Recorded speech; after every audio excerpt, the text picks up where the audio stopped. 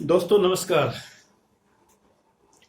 आज हम learn to write correct English का 29वां वीडियो लेकर के आए हैं, जिसमें हम सिंटैक्स टॉपिक पढ़ रहे हैं। सिंटैक्स टॉपिक यानी सिंटैक्स का अर्थ है वाक्य विन्यास। इस सिंटैक्स के अंदर हमने अभी तक पढ़ा कॉनकॉर्ड और एग्रीमेंट, जिसका अर्थ होता है सामंजस्य स्थापित करना, अर्थात सिंगल सब्जेक्ट के साथ सिंगुलर वर्ब और प्लूरल सब्जेक्ट के साथ प्लूरल वर्ब। ये अभी तक हमने कॉनकॉर्ड और एग्रीमेंट में पढ़ा है, लेकिन इसके कुछ एक्सेप्शंस हैं जिनके बारे में हम पिछले काफी वीडियो में बता चुके हैं, और ये 29वां वीडियो भी इसका कुछ बचा हुआ भाग हम लेकर के आए हैं, जो कि इसके एक्सेप्शंस हैं, अपवाद हैं। Verb to be and the complement, यानी रूल नंबर 30 ये कहता है कि देयर इज या देयर आर, देयर से शुरू होने वाले वाक्यों में वर्ब इज या आर उनके बाद आने वाले नाउन के नंबर के अनुसार प्रयुक्त होती है। जैसे there is a book on the table, तो यहां जैसे इज आया तो ये इज किसकी वजह से आया?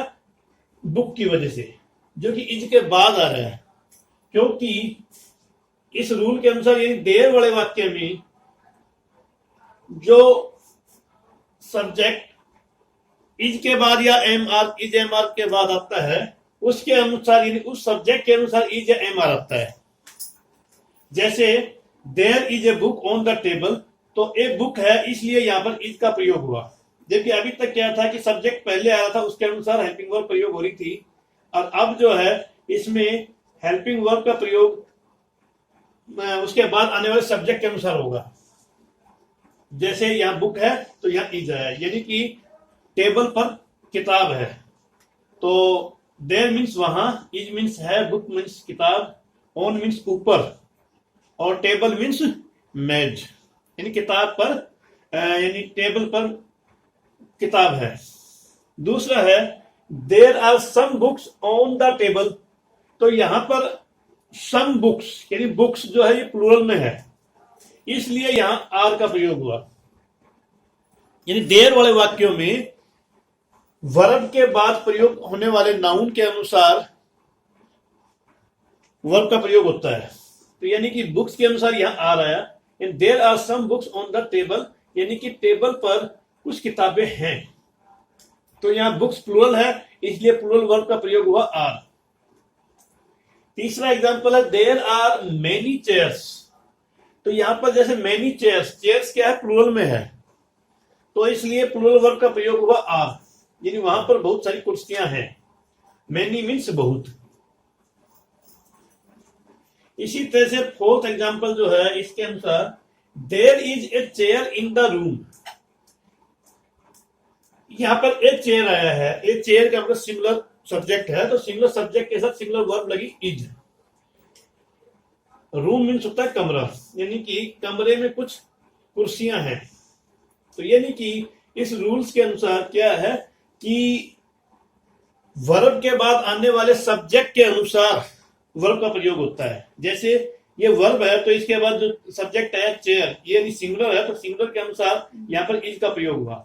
सभी सेंटेंसों में हमने देखा कि देयर वाले वाक्य यानी शुरू में जिनमें वाक्य में देयर है और उसके बाद उसमें वर्ब आ रही है, तो जो वर्ब आई वो उसके बाद आने वाले सब्जेक्ट के अनुसार लगेगी। उपयुक्त वाक्यों में वाक्य नंबर 1 व 4 में प्रयुक्त नाउन बुक चेयर सिंगुलर है, यानी कि वाक्य नंबर 1 में बुक और 4 में चेयर, ये क्या है? सिंगुलर है। बुक जो है एक है, यानी बुक मीन्स किताब, क्योंकि इसके साथ एस नहीं है, ये सिंगुलर है, एक है।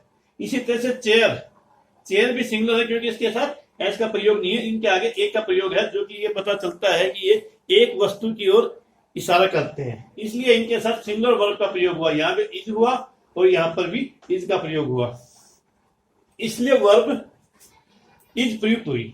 वाक्य नंबर 2 व 3 में नाउन बुक्स और चेयर प्लूरल है, इसलिए वर्ब आर प्रयोग की गई है।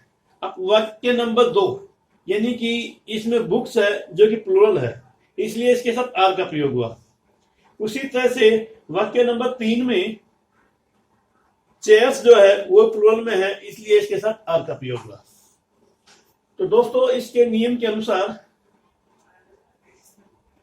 यानी देर वाले वाक्यों में वर्ब के बाद जो सब्जेक्ट आता है उसके अनुसार वर्ब प्रयोग होती है। अब है concord of nouns, pronouns and possessive adjective. Concord के अनुसार नाउन और प्रोनाउन का प्रयोग। ऊपर हम सब्जेक्ट और वर्ब के एग्रीमेंट के नियम बतला चुके हैं। इनके अतिरिक्त कुछ नियम नाउन, प्रोनाउन और पसेसिव एडजेक्टिव के पारस्परिक एग्रीमेंट के भी होते हैं। इन नियमों को हम नीचे दे रहे हैं, यानी ये उसके कुछ अलग नियम हैं जो कॉन्कॉर्ड के अंदर नाउन और प्रोनाउन का प्रयोग करने से बनते हैं।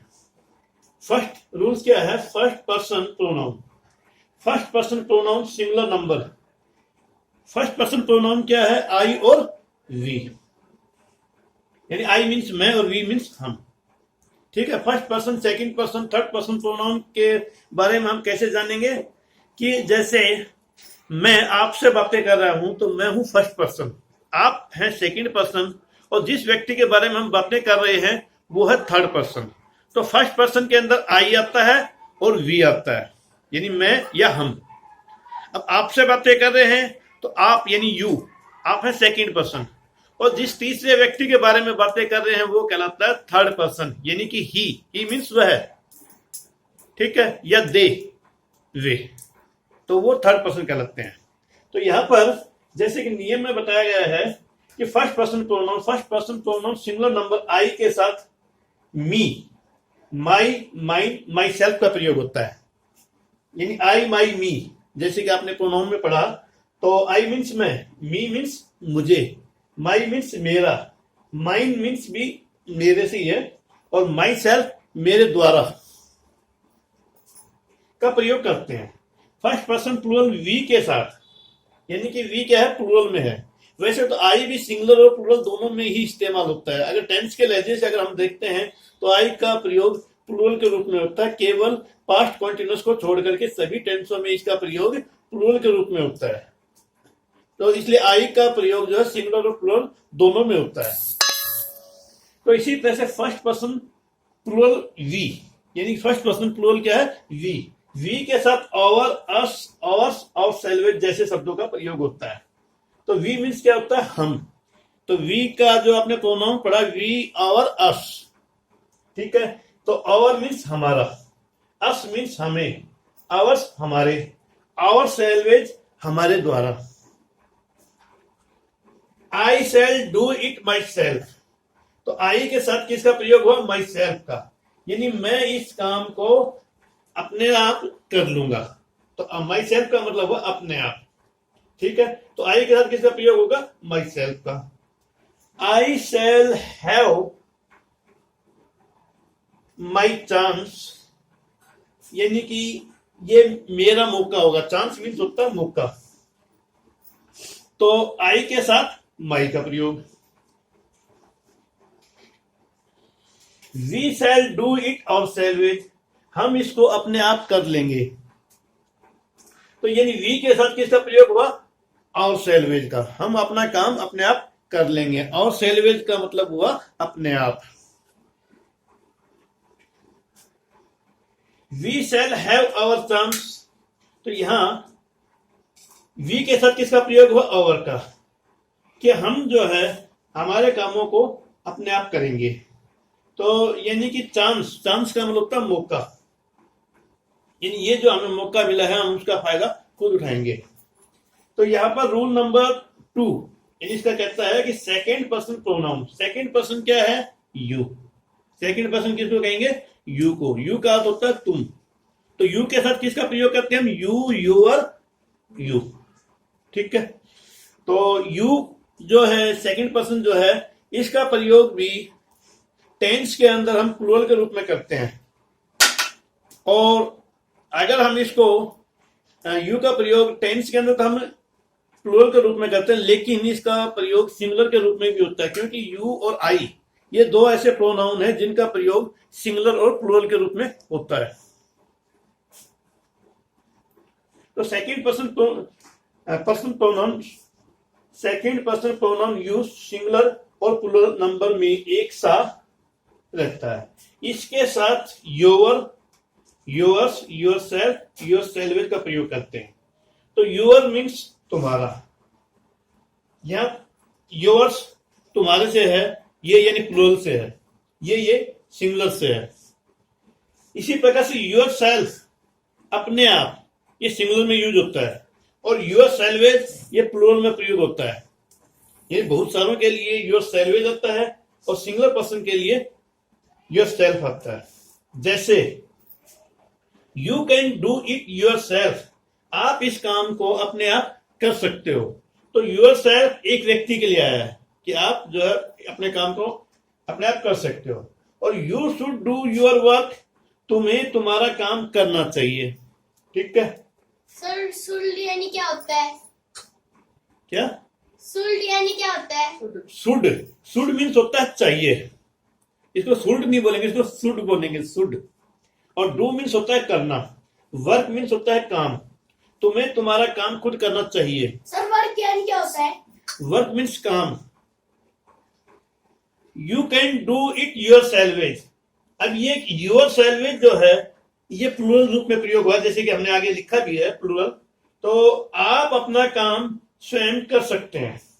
तो यहां यू का प्रयोग हुआ प्लूरल के रूप में, इसलिए योरसेल्फ का प्रयोग यहां पर हुआ।